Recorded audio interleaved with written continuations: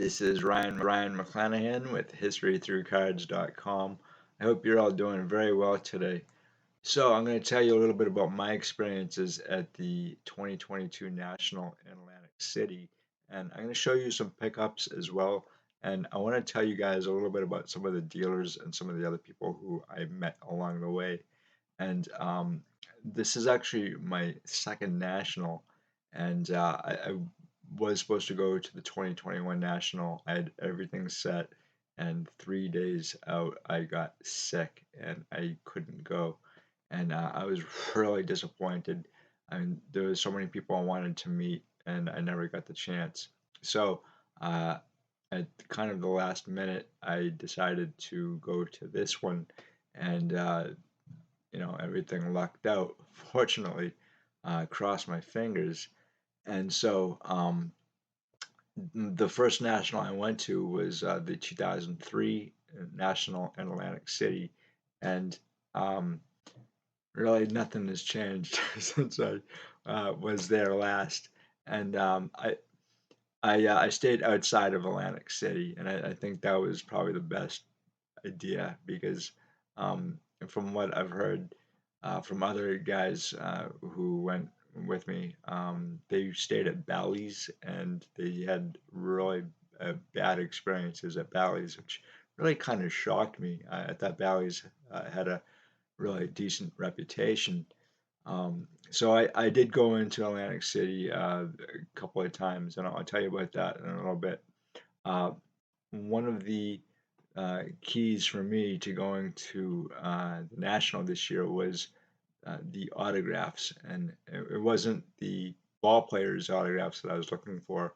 It was actually the autographs of the dealers and collectors who are in this magazine right here. Now, this is the convention magazine, the national magazine from 1984 from Parsippany, New Jersey, and it was at the Aspen Hotel. Now, I've already done an article on the history of the national, which you can see at my website, historythroughcards.com, and uh, you can see right on the front, this kid right here.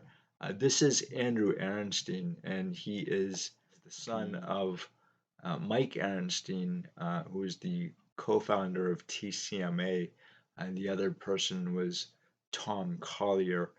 And I'd consider Mike something close to a hobby pioneer at this point, and he has done some amazing stuff throughout his time in the hobby. And I think he actually received the first Jefferson Burdick Award for, I think it was Lifetime Achievement. Anyway, uh, Andrew Aaronstein I've known for quite some time. I actually got him to autograph this as well the last time I saw him, and he was at this national, and he was helping out Al Christofoli from Love of the Game auctions, and I really enjoyed again talking to Al and seeing Andrew again and just kind of hearing their takes on the hobby and what they have. And I took a lot of photos, and I'm going to show you some of the photos of what I saw at the National as well.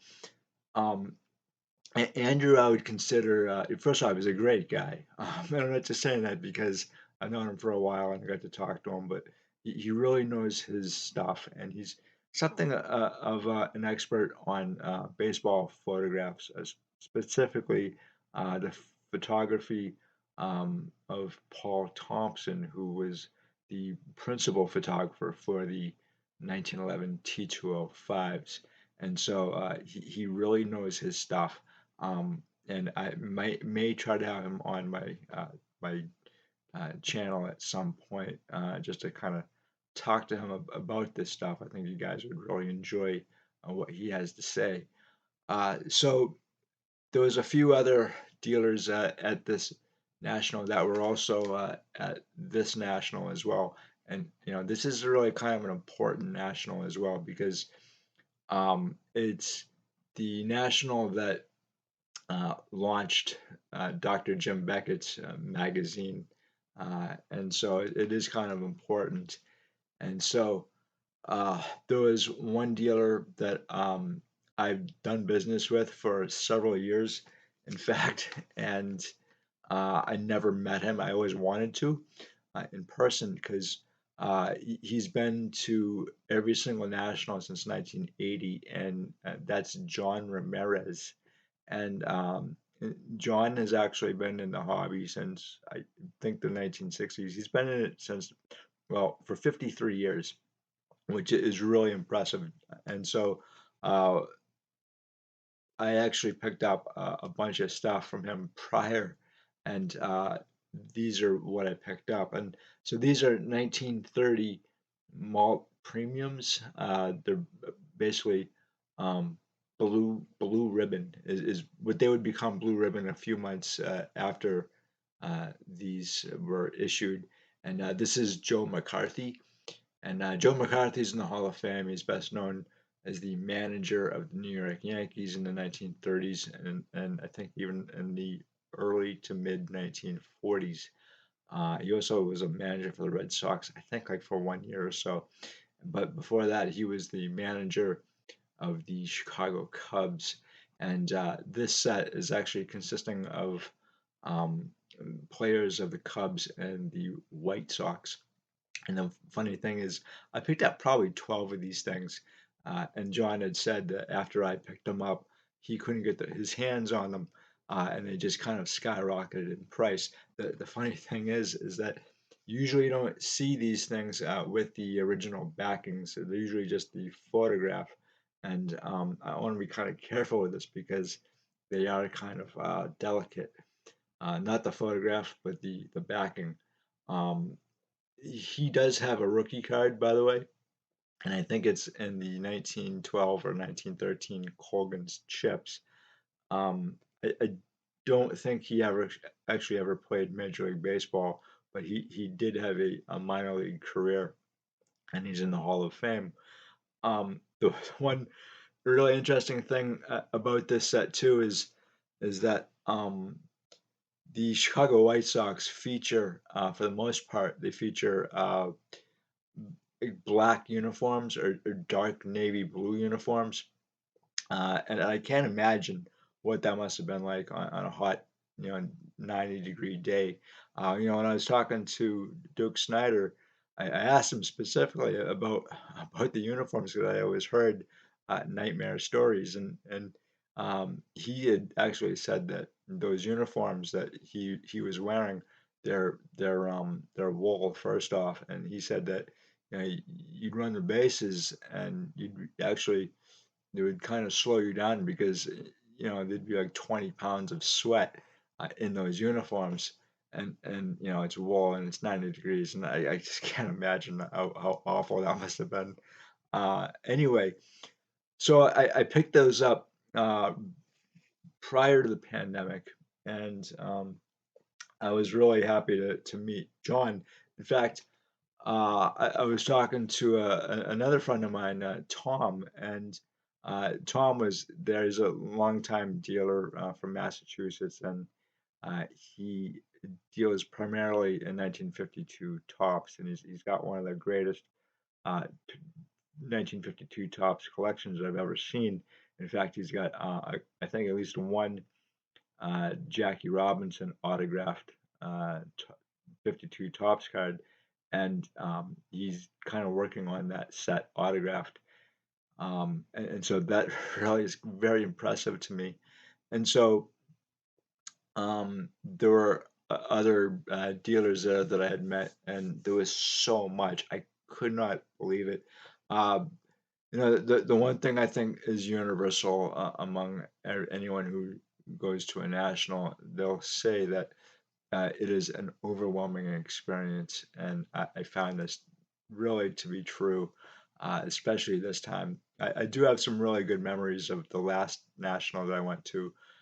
In fact, I met Bill Mastro and Doug Allen at the 2003 national, and I met um, Bill Mastro at this one as well.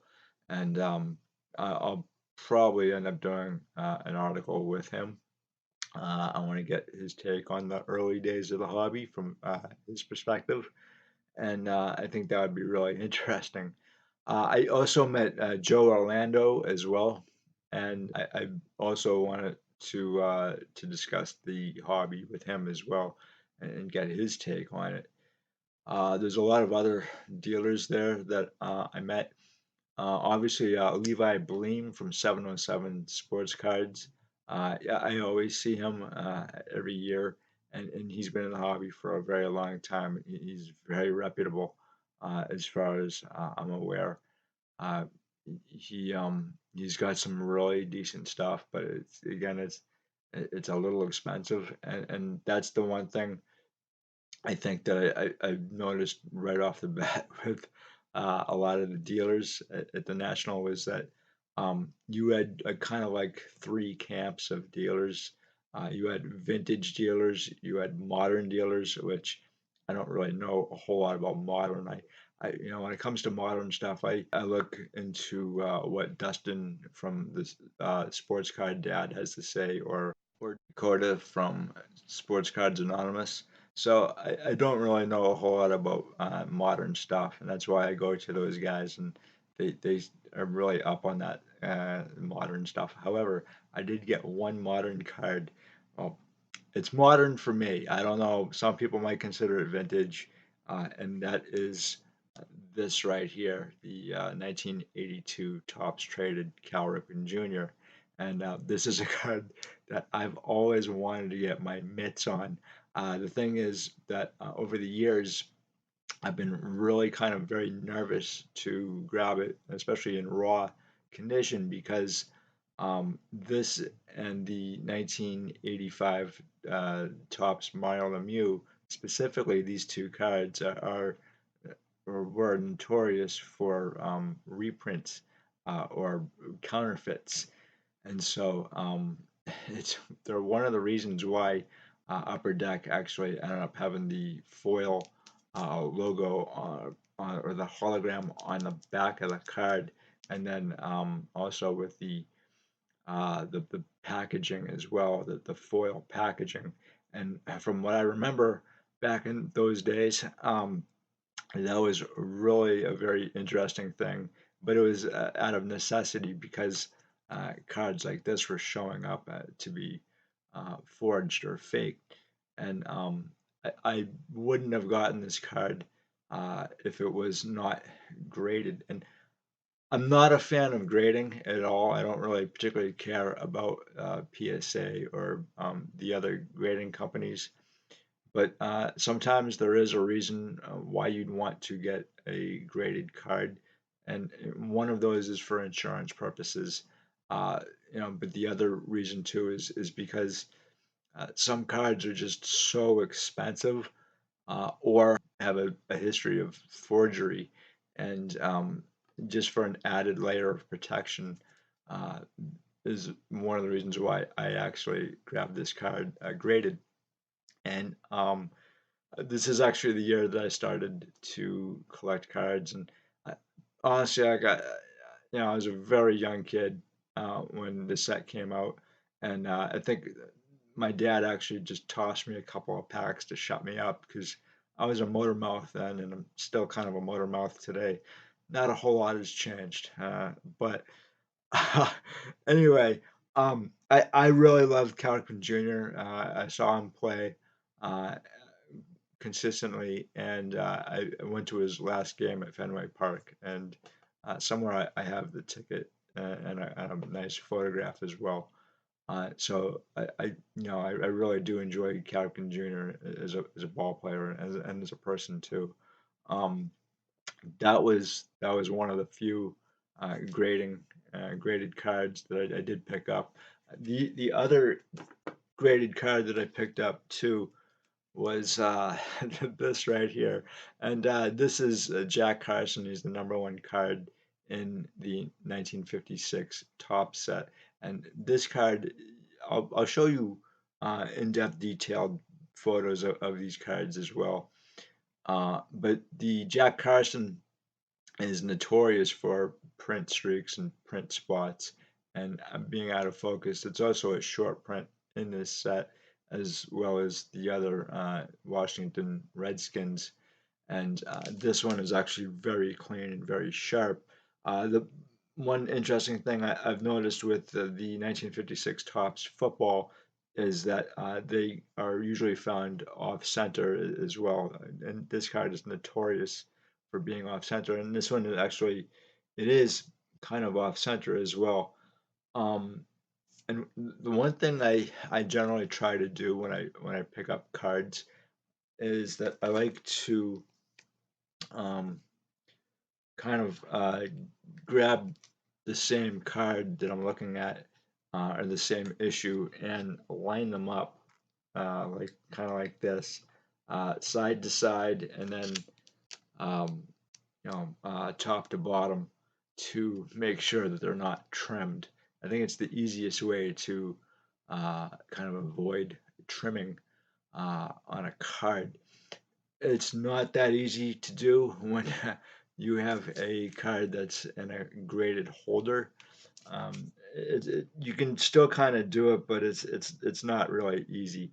And then I also check the back of the card as well, and because one of the things that I found with certain sports issues is especially the 1954 Topps hockey is that the uh, the fronts there's no border, so it can be very tricky, and that's why I look at the back of the card, and sometimes too the cards can have a little bit of a diamond cut as well, and that makes things a little more difficult to judge whether or not it's been trimmed. But if you generally if you measure up the sides and the tops, that you should be fine.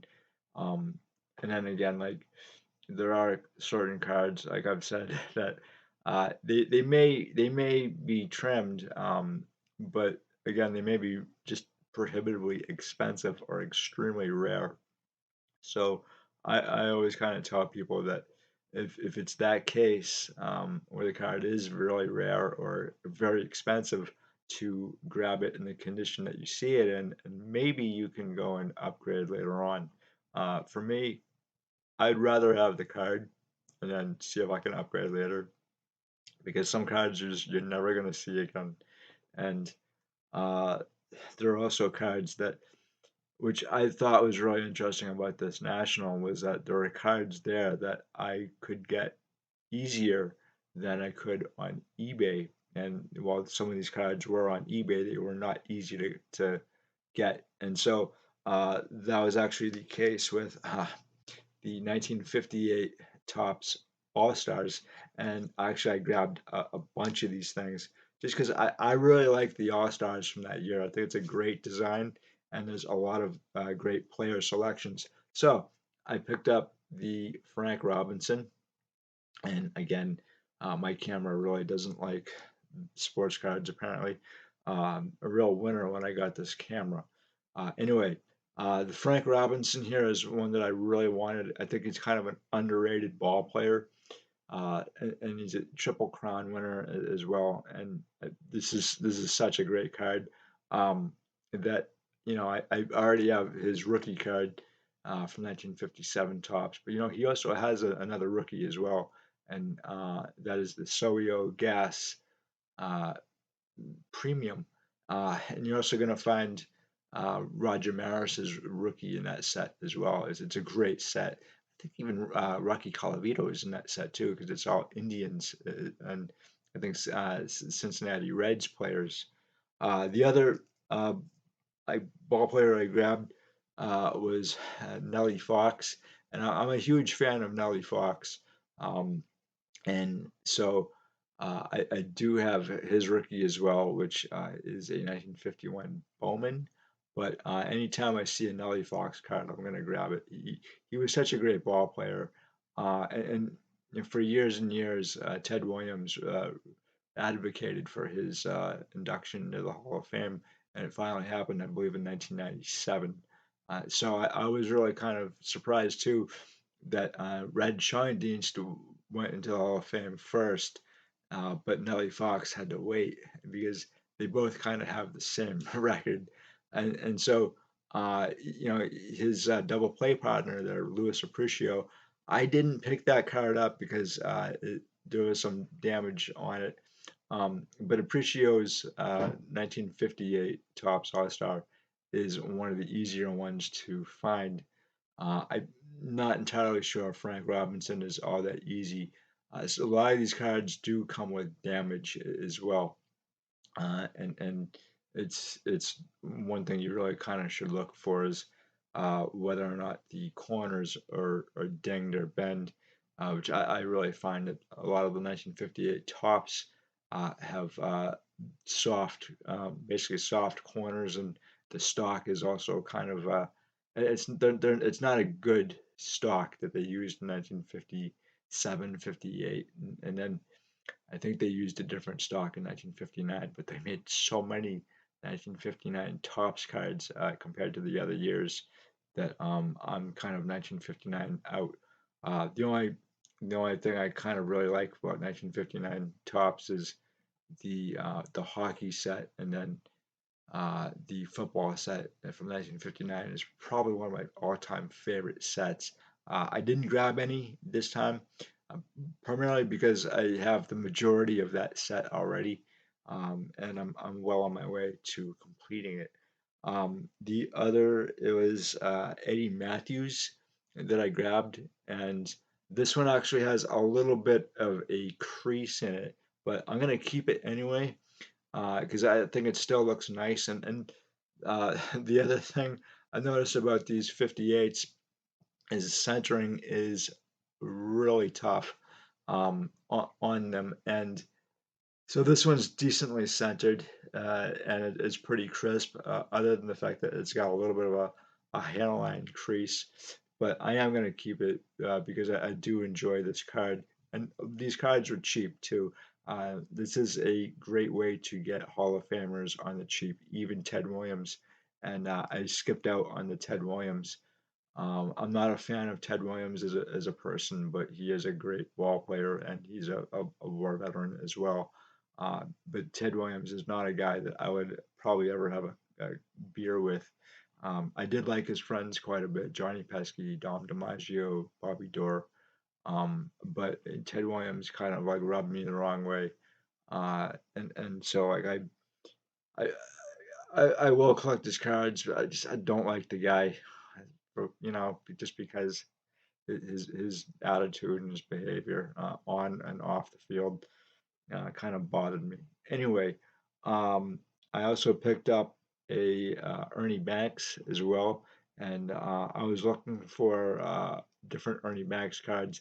I don't have too many in my collection, and I do have his 1955 and 56 tops, but you can't really go wrong with Ernie Banks in your collection, and the more the merrier, I think.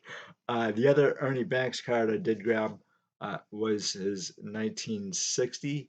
And now this one has a little bit of an issue with it. The corners are not the greatest, but again, I really wanted a couple of Ernie Banks cards in my collection, and I am fine with the corners being the way they are. I can always upgrade this card, but I've noticed that Ernie Banks is getting a little more expensive than I knew that he was back in the day. Um, and even his rookie is actually it's quite nice. I think a lot of people seem not to like his rookie, or they like his rookie. I don't think there's really any in between there. Um, the 1954 Topps baseball set is a set that Cy Berger really had to fight for to get it released because Joel Shorin, the president of Topps, the owner of Topps, he didn't like that set at all, and he really didn't want it released to the public. But a lot of people do like the 54 Topps baseball set. I like it too. It's not my favorite, but again, there are some really nice cards in that set, and the Ernie Banks is one of the more classic in the set. So again, Ernie Banks, I think, along with Yogi Berra, are players that you really can't go wrong with. And again, the more the merrier on both those guys. I really enjoy Yogi Berra, and just not as a uh, ball player, but as a person as well. He's one of the guys I think that you're going to learn in history class for a very long time. At least I did. So um, I, I really did enjoy, uh, just looking through this guy. His name was Tony, and fortunately, I don't think I got any information from Tony. I usually tried to pick up different business cards from the dealers there or take photographs of them. And I don't think I grabbed Tony's information, but he's where I got all the 58s from, and I'll see what I can come up with if I can remember his last name, um, or if I put it in another form. But he had some really great stuff, and he was great to deal with too. So that's my Ernie Banks, and I've been looking for this card forever. And every time I try to find a copy of it, it always turned to garbage. That something always happened. It was either too expensive, or there was something flawed about the card. And a lot of these cards are also find, I guess, printing streaks as well, which drives me absolutely crazy because you do find a lot of printing streaks in this particular set.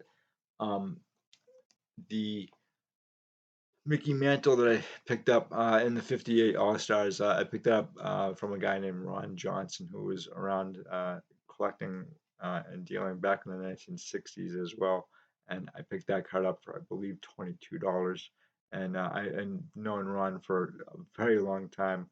And he was always fair and decent in his prices, maybe a little bit too much. So I picked up that mantle for $22, and excellent plus condition. The mantle is one of the cards that is probably the most affordable from the 1950s. Now it's a little bit more expensive. You could probably still pick one up for about 75 to 150 today in a collector condition. And usually when people say collector condition, that is about excellent, or maybe a little bit lower, like very good, excellent. But again, uh, it's really kind of all about eye appeal as well, and what you prefer in a card. For me, I like sharp corners, and I like uh, 50-50 centering. But if I can't get 50-50 centering, I am fine with uh, 80-30. Yeah, 80-30 or so. And then some cards, obviously, like I've said before, they're so rare that you'll have to take them in any condition, and sometimes I do that as well.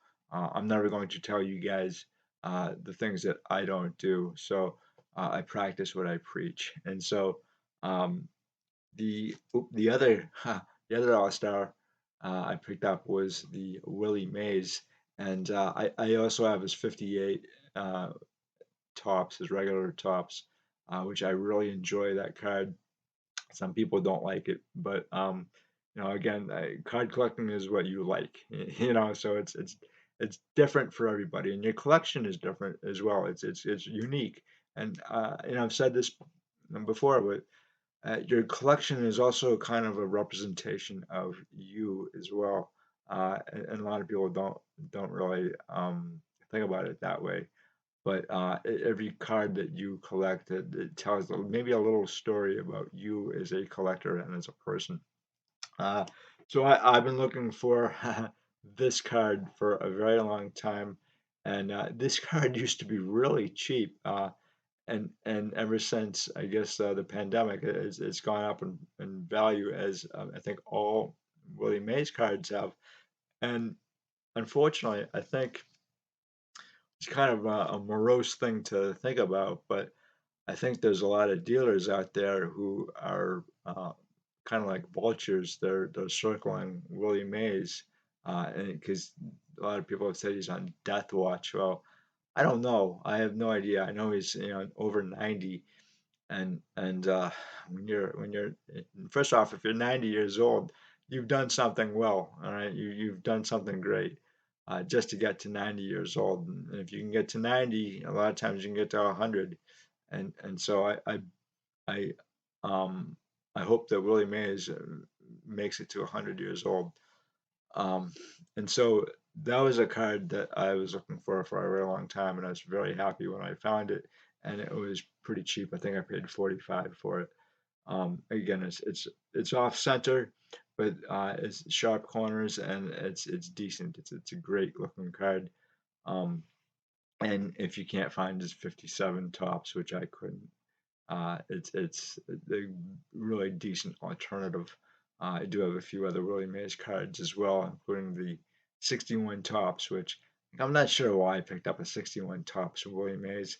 It's not my favorite, but it is Willie Mays, and that's what I say.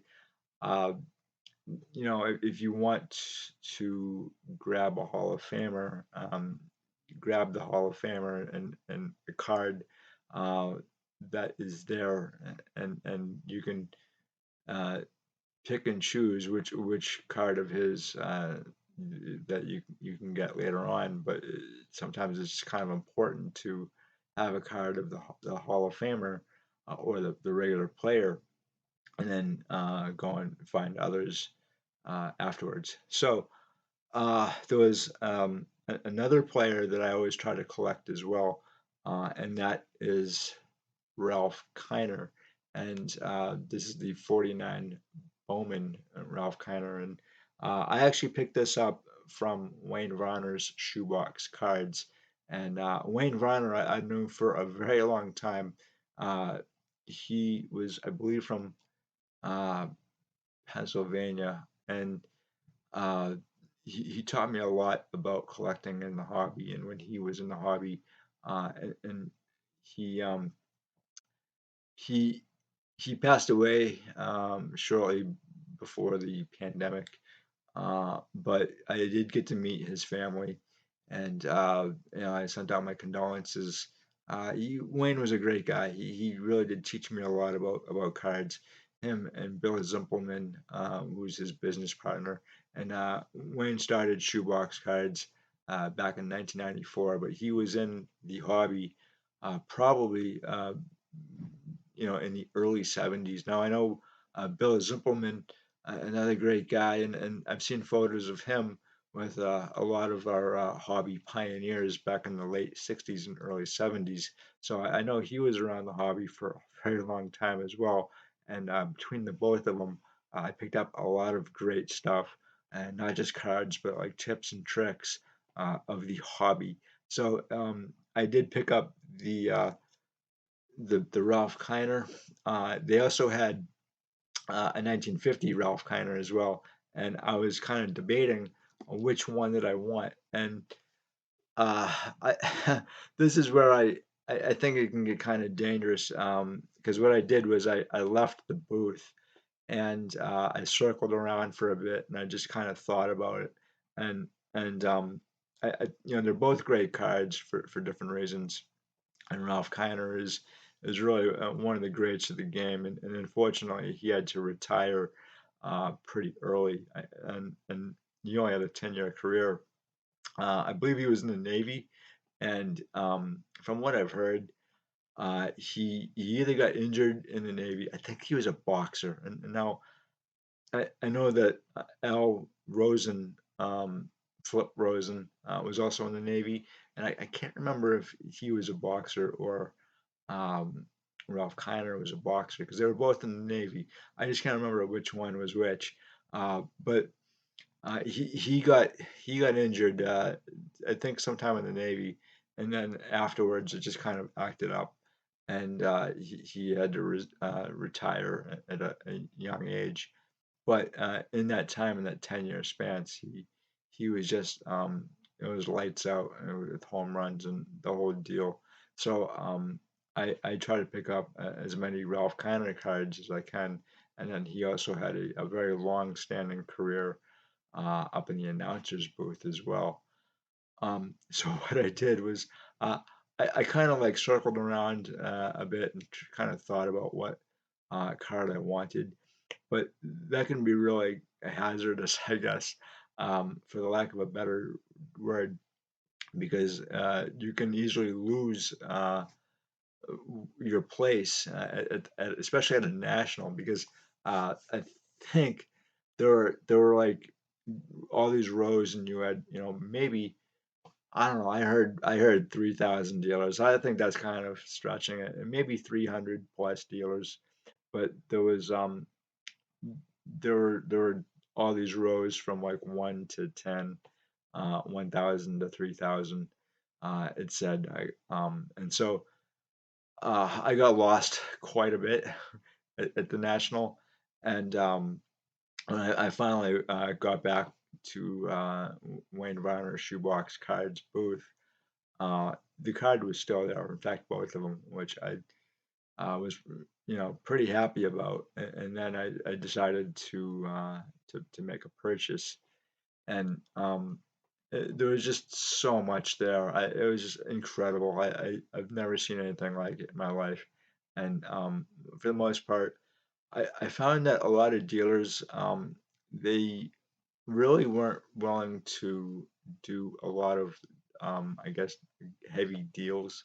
And what I mean by that is that they wouldn't really kind of budge on their prices all that much. For the most part, I got, you had to really kind of dig deep to, I guess, make deals. And for the most part, a lot of the deals I made were like $20 to $30 off, and you know that's okay, depending on the card. So one of the biggest purchases I made was this right here, and if my camera will pick this up, it is the Tom Landry rookie. It actually looks better in person than it does on screen, but I picked this up for I think like 130, which is the most I paid for a card there. And I actually have been looking for this specific card since 2003, and I almost picked it up at the first national, but instead I picked up a 49 Bowman Jackie Robinson for I believe 150 or so, or maybe a little bit less than that. So they say that the longer you live, the less things shock you, but those people haven't been to a national at all. Um, I felt between the two nationals that I was at, 2003 and 2022, I know that there's a 20-year time span there, but in 2003, I felt that my dollar went further, especially since the pandemic. And we can go into the economics of that, but in the 2003 national, I was able to pick up a 1909 T206 Walter Johnson for 130 is the hands uh, at chest or hand and glove. And there was a polar bear back, not bad looking card either. And I also picked up a 1948 Bowman Stan Musial for I believe 175, and a 1949 Bowman Jackie Robinson for about 150 or so. And today I can't touch any of those cards for that price. And I even was surprised too that um, back in the day when I think I was in my early 20s, I picked up a 1933 Gaudi Dizzy Dean from 184, and I was really angry. I picked it up at a Hall's auction, and I was really angry because I said to myself, I'm never going to be able to sell this card. I paid way too much for it. And, maybe a year ago, a collector had said that he paid, I think, $800 or so for a card that was in lesser condition than what I have mine in, which is an excellent plus. And so I felt a little bit better, but um, some of the prices at this national just kind of blew me away. Uh, and it's kind of astounding because I never really bought and sold cards. I did for a short time when I was in college, so I could pay for college. But after that, I never sold another card again. It's a rarity, honestly, that I'll sell a card. And I did sell a card to a good friend of mine here on the channel, because he really wanted it, and I wasn't a big fan. And the thing is, if a card doesn't fit your collection, you should always look over your collection to see if it still fits in with what you want your collection to look like. And so I really didn't have much of a problem doing that. I don't like selling my cards. Um, I just I don't. It makes me feel uncomfortable for whatever reason. I use my cards now as teaching tools, and they also provide me with a great opportunity to um, really kind of like teach uh, collectors not just the history of the sports or who the players are, but really what's behind the scenes of the card. And you guys can see that in my writing. And so that's really what I'm kind of all about today. So when I was at the show, I saw some amazing, rare, very rare cards that um, a lot of collectors I just saw kind of glaze over and not kind of pay any attention to. One of them was a 1912 T207 Irving Lewis, and I will be adding that to my book at some point. I did actually write out and do all the investigation into that card, but that's a card that's actually uh, much rarer than the T206 Wagner, and there actually was a T206 Wagner at the National, and I got a couple of photographs, and I'll flip them up here for you guys.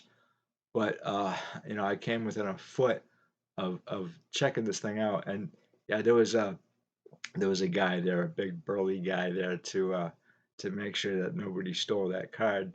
But there was some Pokemon cards which were 100,000 and up, and I think one of them was 300,000.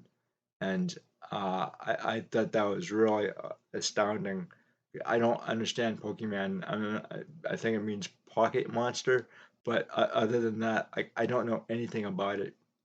I've heard uh, Dakota from Sports Cards Anonymous say something about Pokemon a couple of times and Charizard, but I don't know what any of that means.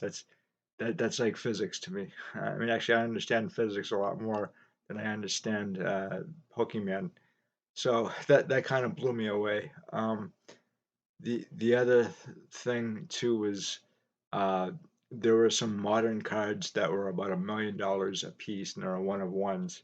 And this was really interesting because one of one cards again are something that I don't really understand the economics of. Basically, if you have a one of one card, the only one, sky's the limit on what someone is willing to pay for it. But also, you have the insurance aspect too.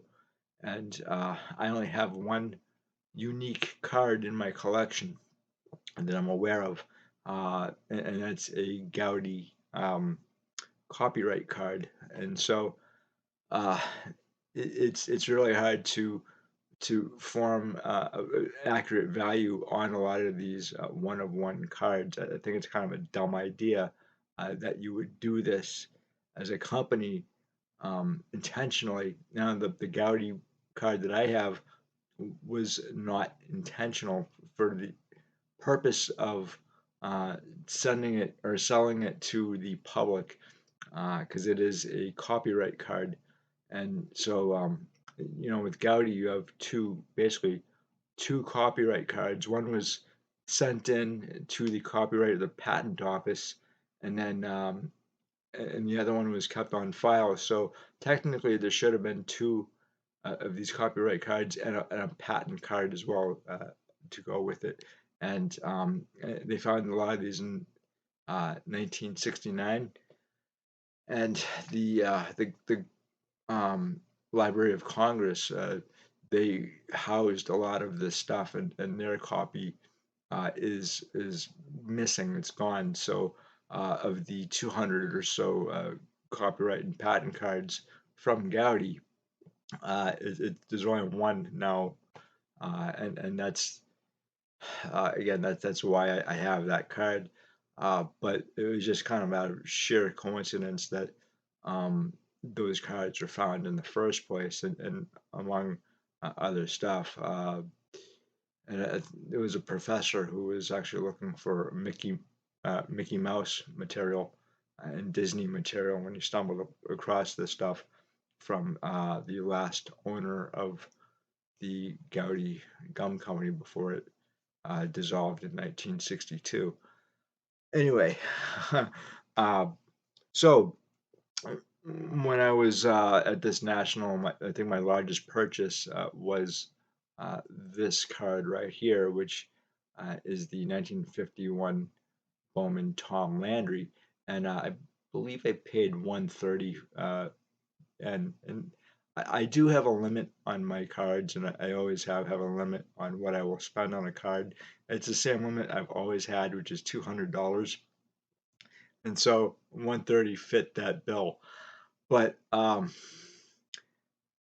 it was, like I said, easier to purchase big name players and big name cards prior to the pandemic, especially 20 years ago. Like I said before, uh, the funny thing about the Tom Landry here was that I had my eyes on this in 2003, and instead I ended up grabbing the 1949 Bowman Jackie Robinson, and I never got my hands on this card again. And so there is a dealer that I picked this up from, Stan from Stan's Vintage Cards, and he has some amazing stuff.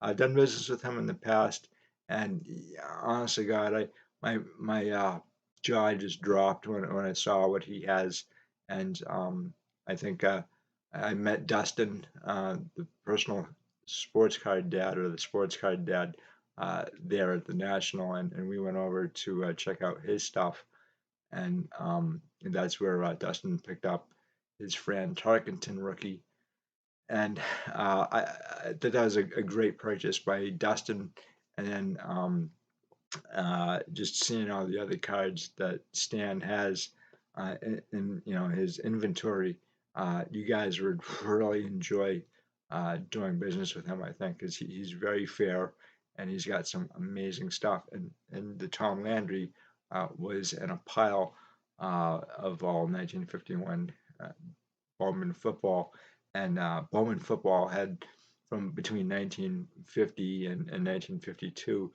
probably some of the best artwork I've ever seen. And that's obviously George Mall Advertising Agency that put together those sets. And George Mall had a 20-year business agreement with Warren Bowman.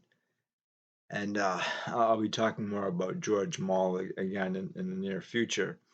So I was really happy with the Thomas Landry, and again, it is kind of like a bucket list card for me. Another bucket list card that I bought from Stan was this card right here, and this is the Wilt Chamberlain, and this was actually fairly cheap as well. But this card, it's the number one card in the 1972 set, and 1971 and 1972 Topps basketball are probably two of my favorite basketball sets of all time. I am kind of working on both of those sets. I have now all the Hall of Famers in both of them, and this was the last one that I needed. I might start picking up other players too as well. Um, and so again, Stan had multiples of this card, and the funny thing about this is that a lot of these cards, um, a lot of people say like you have to watch out for the trimming, and like I said before, all you have to do is kind of like line them up to make sure that they're not trimmed. But I found over the years that the borders and the corners of these cards are really, they can be really off, and they can make the card look really bad. But this one's actually centered quite decently. So I was really happy with this as well. And I also picked up from Stan a Jim Brown card as well. This is the 1961 Fleer, and even if you didn't know that this was Fleer, you can kind of look at the back and see that this is actually a Fleer design. And Fleer actually, in the very bottom, it says FHF, and that's, Frank Fleer. But the design on the back is a lot similar to the design of the 1961-62 Fleer basketball, but just obviously a different color. But I've never actually owned a Jim Brown card before, so um, this is my first, and it it wasn't my first choice. My first choice, if I had to pick a Jim Brown card, would be his 59, which I think is a lot nicer than his rookie card, which I don't like. Uh, but the second year Jim Brown is actually getting a lot more expensive than it was before. In fact, I passed up an opportunity to grab his 59 for $40 prior to the pandemic, and now it's reaching about 300 to 400, which it rightfully so. It probably should be that price. The 1961 Flair football, they're notorious for certain print defects, print lines, bubbles, etc. And usually you'll find them on this particular card, and when you do, they don't look good at all. And so I do kind of like this card. It is Jim Brown, but like I said again, it's not my first choice. Again, I I do want a Jim Brown card in my collection, and I am happy with this card. It's okay. Again, it's better than his 1963 tops, but um, again, it's all about eye appeal and what you want in your collection. So again, I thought that the price on this was very decent as well, and I didn't pay a whole lot for it. Uh, Sometimes, like I said, you have to buy a card that's available at the time, and I did actually have to buy this card in the condition that it was in, and this card has dogged me forever, for a decade plus. And this is the 1951 Bowman Ernie Stoutner, and the corners are a little rounded, but it's actually a really nice card, and uh, again, for whatever reason, I've never been able to pick up this card in any kind of decent shape. It's always been really kind of unaffordable, and I don't think that's really should be the case, because this is not a rare card. For $25, I was very happy to cross it off my list, and hopefully I'll never have to pick up this card again, because it could be another 15 years before I do so. Um, then I picked up two 1912 T207, and I already did a video on the Zach Wheat here, but the Neil Ball is another card that I really wanted, and I'm not going to talk too much about the T207 set for now, because I'm going to wait for another video and for my book to come out to tell you guys all about it. In fact, I wrote a fairly decent article on the T207 already, and I'm almost done with the other half. So the in fact, the Neil Ball, the back is not in the most decent condition ever, but it doesn't really matter for me. For my purposes, it was really the front of the card that I really cared about. And again, this is what a now 100-plus-year-old card. So if I look this good when I'm 100-plus years old, I'll be doing something well, I think.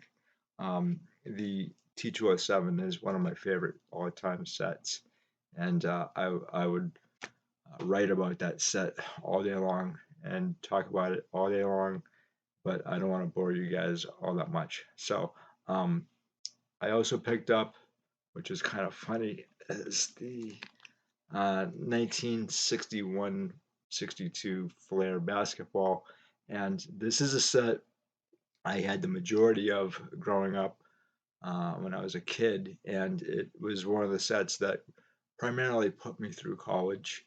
And I sold a ton of these cards, and I kept maybe two for myself by the time I got out of college. And I stopped selling cards right when I got out of college too. So by that time, I only had two cards, and it was a Bob Cousy, and I think there was another lower like Tom Gola or something, and then I picked up the Wilt Chamberlain a few years after that. But this was a set that it is plentiful. There's, I think, more Hall of Famers in it than there are non-Hall of Famers, and there's at least five other ball players in the set who should be in the Hall of Fame at some point.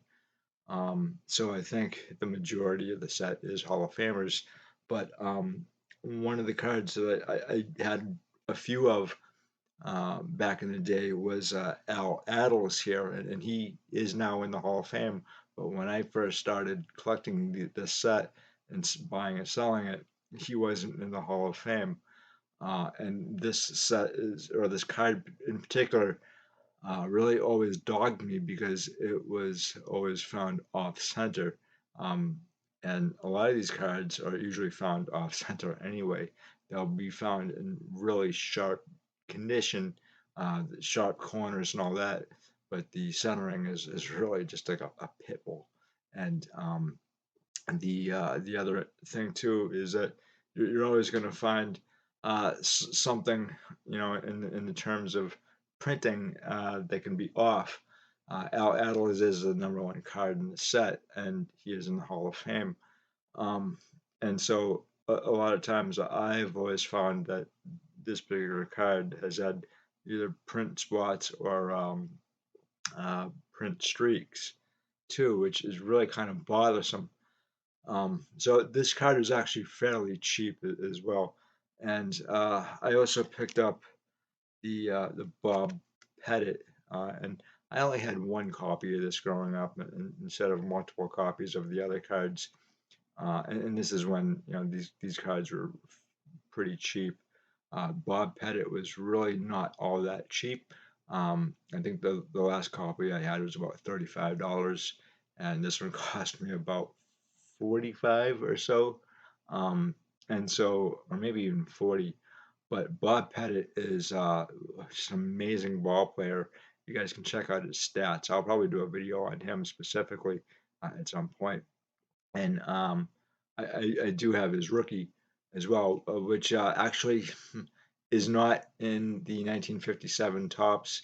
He does have a 1955 All-American Sports Club, but a lot of people consider his 57 tops to be his rookie card. And the one thing I've found about the 57 tops, Bob Pettit, is that because it's a kind of a faraway shot, uh, the registration on it can kind of be fuzzy. So this card is also um, really, it's a really great card. And if you can't find this card for whatever reason, he does have a 1961 Essex meets Hawks, and that's a great set too.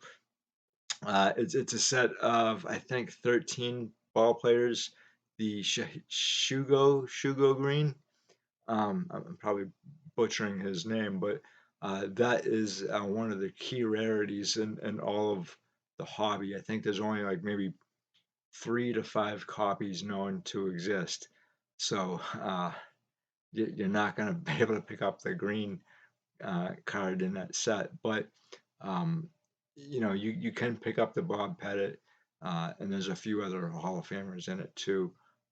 And so it's a black and white set, and I'll be doing a video specifically on that. But you guys can check out Bob Pettit's stats, and I think they're pretty fantastic. And I really enjoyed this card. It was a card that I really wanted to get back into my collection. Another Hall of Famer that I picked up too is Wayne Embry, and I think he has a few other cards as well. Um, I want to say 1960 um, Cons Wieners set, and so Cons hot dogs, if you prefer. But I think he has a 1960 or 61 Cons as well. I don't know a whole lot about Wayne Embry. I'm gonna try to look him up and see how good of a ball player he was. But he is in the Hall of Fame, and you do have a few other Hall of Famers in that set that you wouldn't really kind of think are Hall of Famers. Um, so like I think Slick Leonard, Bob Slick Leonard, is also in that set too. He's kind of on the expensive side. I didn't get to pick him up, unfortunately. He's also in the 57 tops, and he's one of the cards that I'm going to try to pick up. And so the other card that I've never been able to grab uh, is this card, which is the Tommy Heinsohn, and I did see plenty of this particular card at the National, but I haven't been able to pick up. Um, was the 1957 Heinsohn, and so this was just fine. The problem I encountered was this card actually has a crease in it that I didn't see, and that was because the convention itself, the lighting was not great in all the areas of the convention. And usually, I told you guys, and I didn't follow my own advice, but when you see a card and you can miss a lot of stuff uh, just because they're in their protective holders.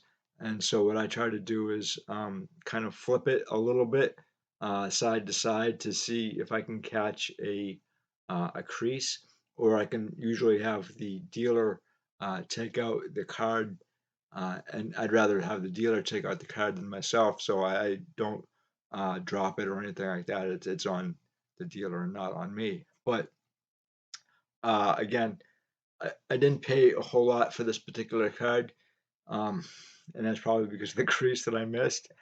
But again, I'm not complaining. It's Tommy Heinsohn, and from where I live, Tommy Heinsohn was one of the sports gods around Boston. So I am pretty happy. I can probably upgrade if I want. I'm probably not going to upgrade this card. I like it even with the crease. And you have to like what you purchase. Otherwise, don't purchase the card. The funny thing was the dealers that I picked this up from, a nice husband and wife couple from Iowa, and no, they didn't have a field. However, they did have a bunch of 1957 and 1957 tops and 1961 Flair basketball.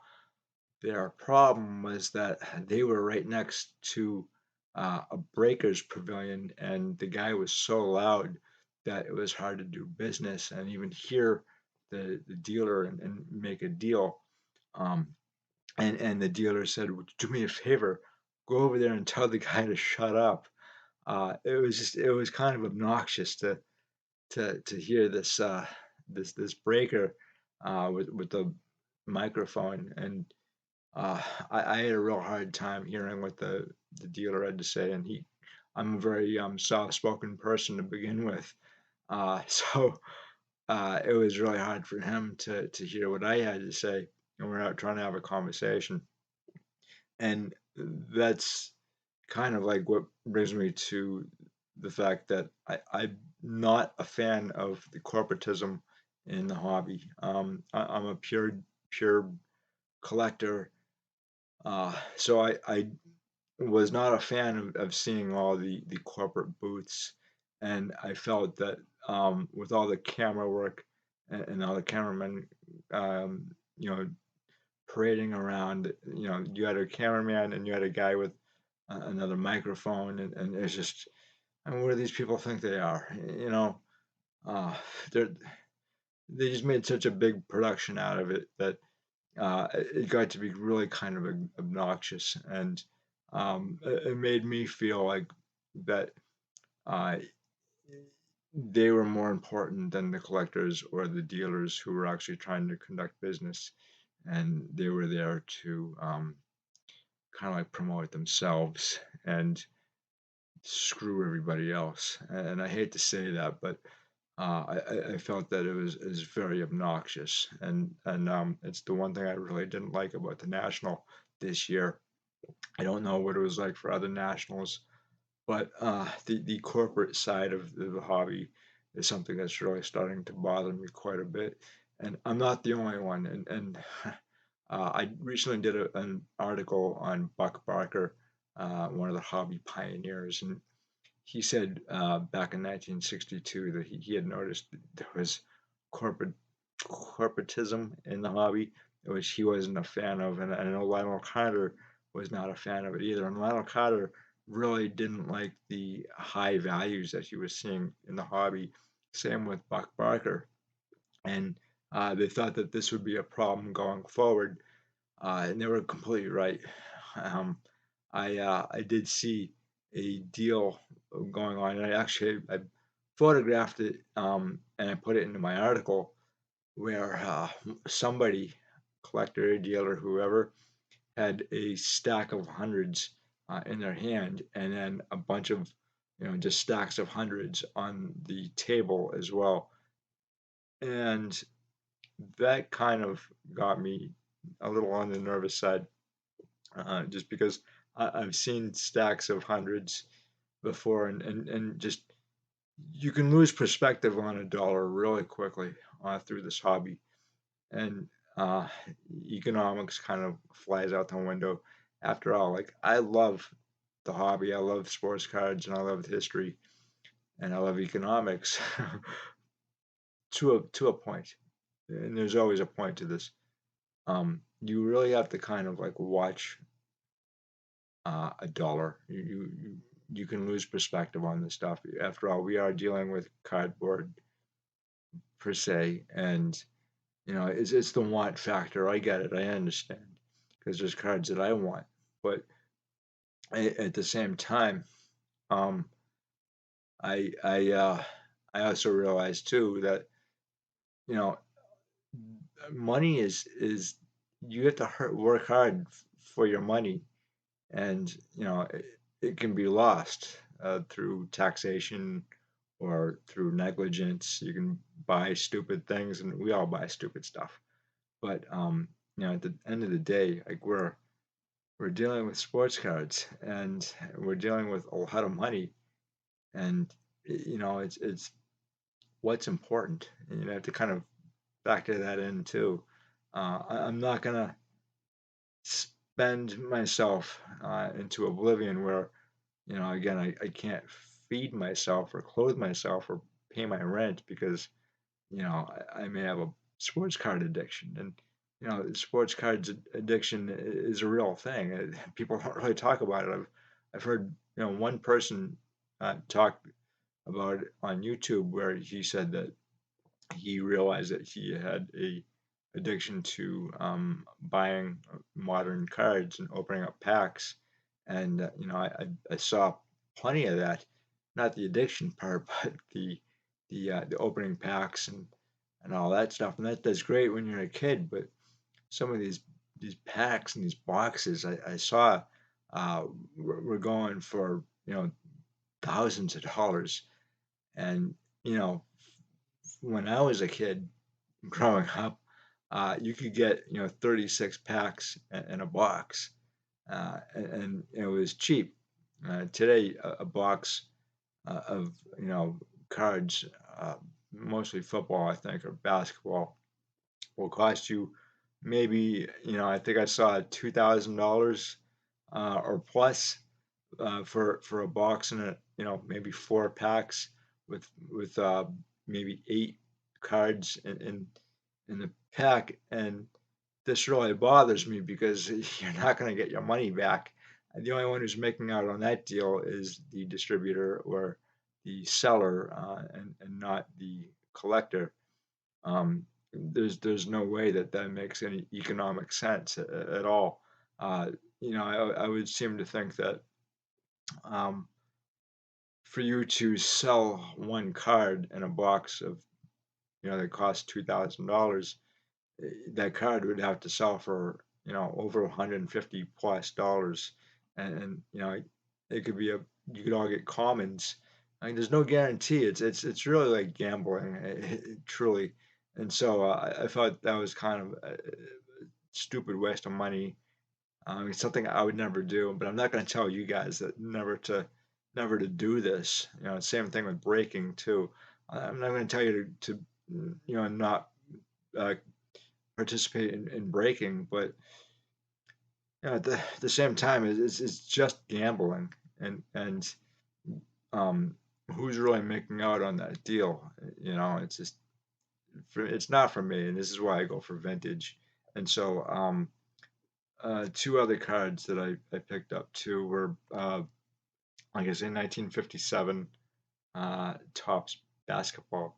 And I've said before, like basketball for me means a lot more than a lot of other sports because I played basketball all throughout high school, and it was for that 1 hour I could forget about anything else that was going on in my life and just concentrate on my basketball playing or my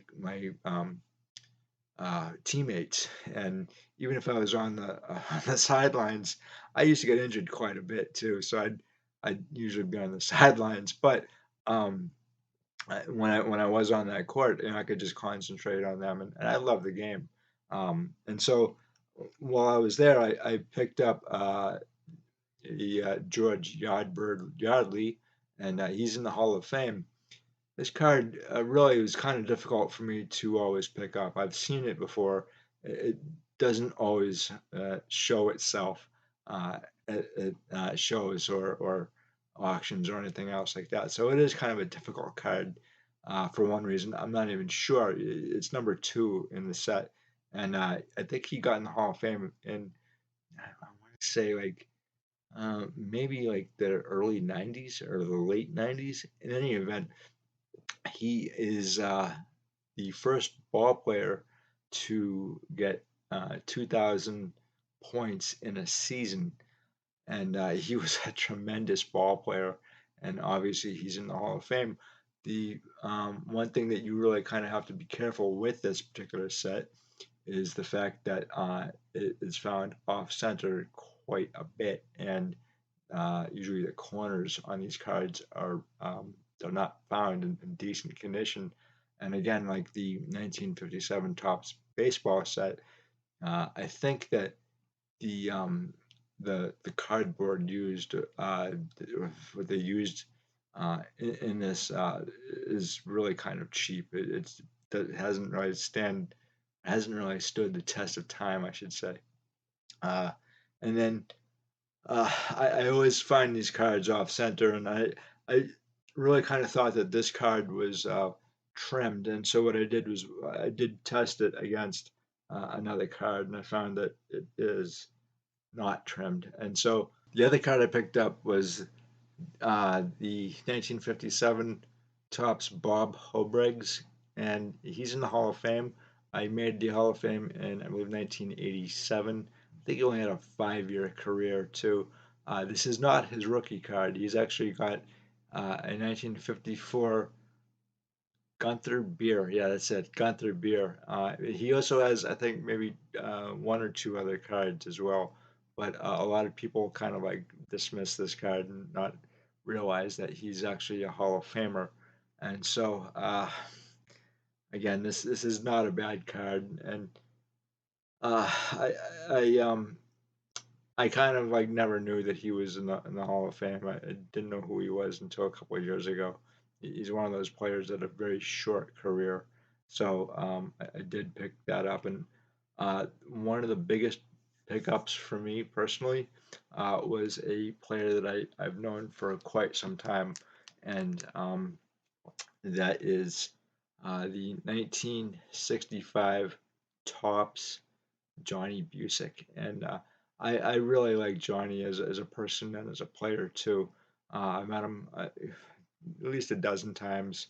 I picked this up from Stark Cards from Paul Stark and his wife, and they're from Colorado. And I've done business with Stark Cards for quite some time, and they've always been really great. He was telling me that this card actually came out of a pack quite recently, and he had a number of them from that pack there. He said that the 1965 Topps hockey set was really difficult for him. He's never really completed the set, and he said that he thought that maybe uh, Topps didn't produce enough hockey cards that year. And so he said specifically that this card was really difficult. He's never really been able to get his hands on it. And quite frankly, I've never been able to either. I have a few of Johnny Busick's cards. And Johnny Busick was just an amazing ball player or hockey player for his time. And I've been looking for this particular card for forever. I'm still looking for his rookie card in the 57 top set, and someday it's on my bucket list. But I I paid quite a bit for it um, for what it is. It was still under $100, but it's razor sharp, and I've never gotten anything graded ever. And again, I'm not a big fan of grading, but I think this might be a card that I might want to get graded. The only problem is I am afraid to get cards graded sent through the mail because now it is my property, and the thought of having my property in the hands of a company for a year or more really kind of bothers me. And so, again, I'm not entirely sure if I want to go that route. But guys, I'm gonna leave it there. Oh, you know what? Before I show you some of the photos of the uh, national, I also picked up Benny McCoy in the 1941 double play set, and I knew Benny McCoy for a number of years. He, at the time of his death, when he was 96, he was the oldest living major leaguer, and I believe that was 2011, and he was born in 1915. I was really surprised to see this card. I do actually have this card already. I just don't have it autographed, and this card is autographed. Now, because he was 96 years old, he had many years to sign autographs, but he's got an amazing backstory, and I'm going to tell you about that backstory in another video. Um, and I do really enjoy this set as well. So, guys, I'm going to show you the photos as well, and I might come back and just kind of tell you a little bit more. But I really appreciate you guys stopping by and checking out what I have to say, and stick around for a bit, okay?